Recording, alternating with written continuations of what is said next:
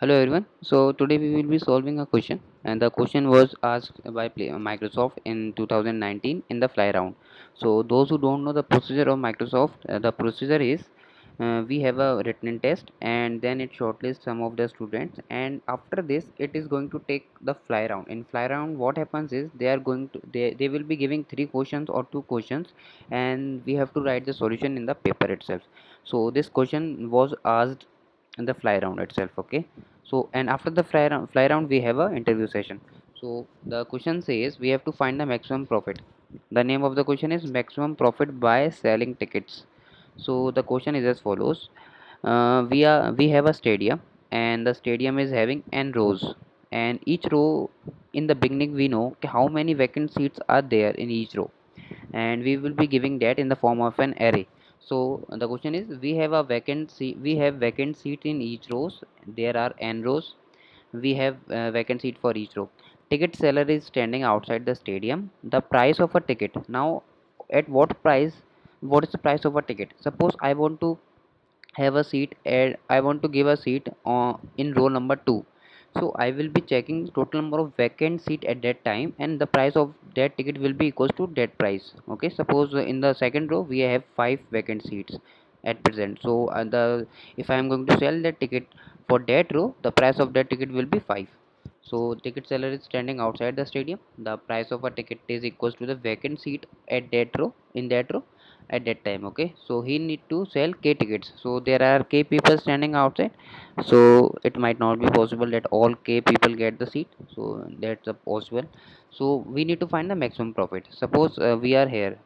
Okay, we have 211. So first ticket he will be selling is the on the first row. Okay, so the price of the first ticket will be 2, because he is going to sell. See, this is the first row, this is second row, and this is third row.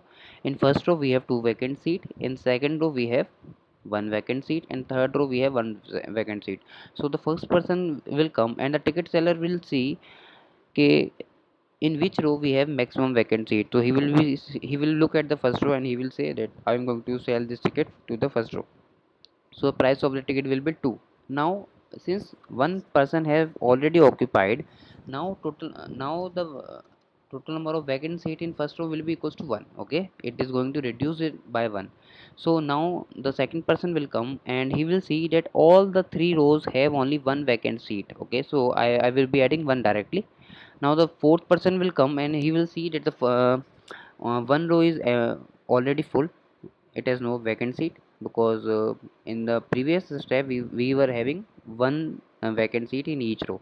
Now for the fourth person will come, and he will see that there are only two rows, and each row is having one. So he will be getting the price of the ticket will be equals to 1. Okay, so total is 4. So here is the explanation. Person 1 sells the seat in the row with two vacant seats. Now the seat will equals to 111, because 2 will become 1. Okay. Now person 2 comes. All the rows have one vacant seat, so we can sell the ticket of any row. I have decided to sell it of the first row. So the price of the ticket will be equals to 1. Okay. Now the person 3 comes, and he can sell the ticket of any row.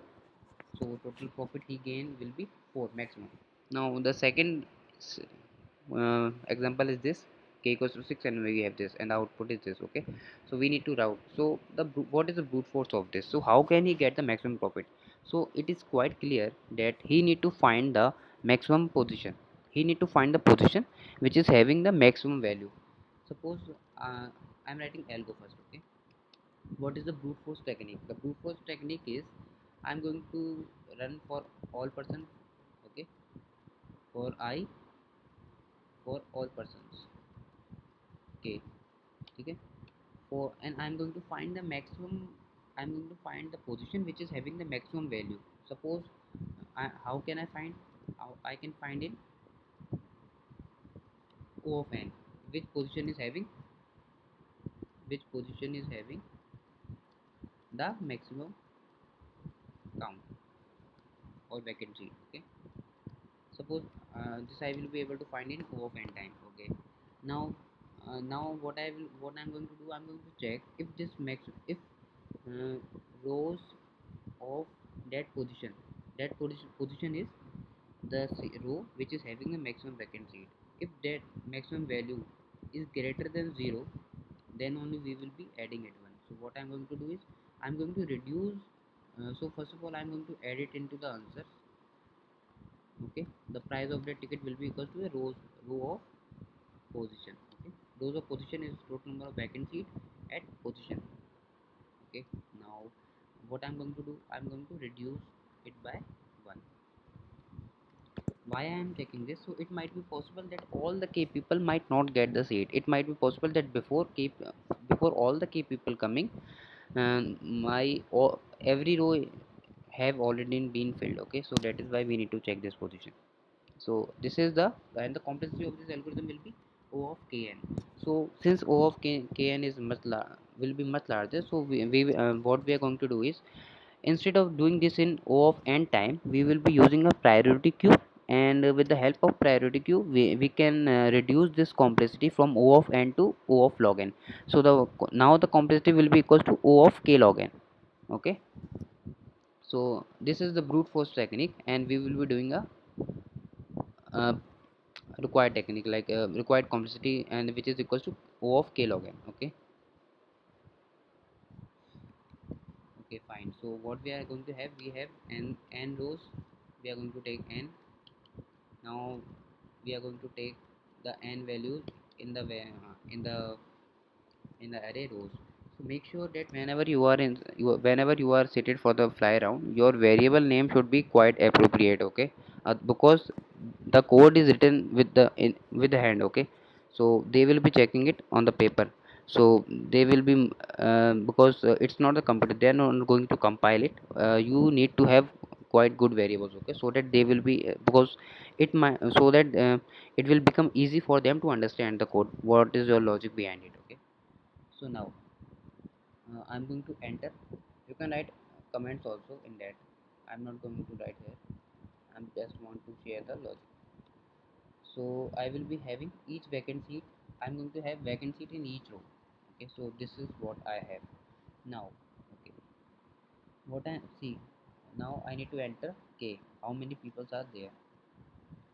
So in the priority queue, what I'm going to do is, so what does priority queue do is, it will, it updates in overflow one time, and it gets me the maximum value or the minimum value depending on which priority queue I am using.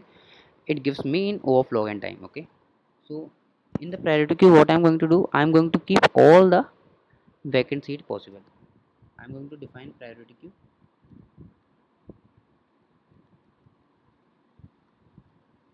int and pk, and I'm going to push all the vacant seats in it.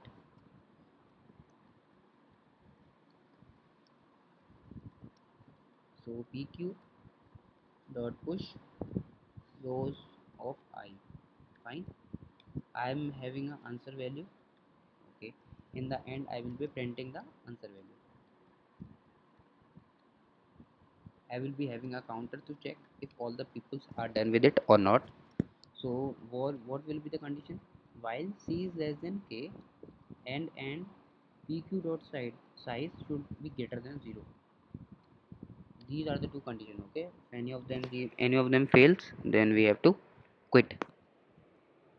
Okay, now what I'm going to do is, I'm going to find the top element. Okay, I need to have the maximum element. So max vacant seat, vacant, is equals to pq dot top. Okay, so what pq dot pop, I am going to pop that value, and I'm going to add it into the answer, max vacant. Okay, now what I need to do is, I need to push it again in the priority queue. Why? Because suppose there I have used, suppose the maximum vacant seat in the row, in any row, is 5. So what I'm going to do, I'm going to add 5 in the answer, and then I will be reducing it by 1, and then I need to push it back in the priority queue. Okay, so because it might be possible that we might use it again.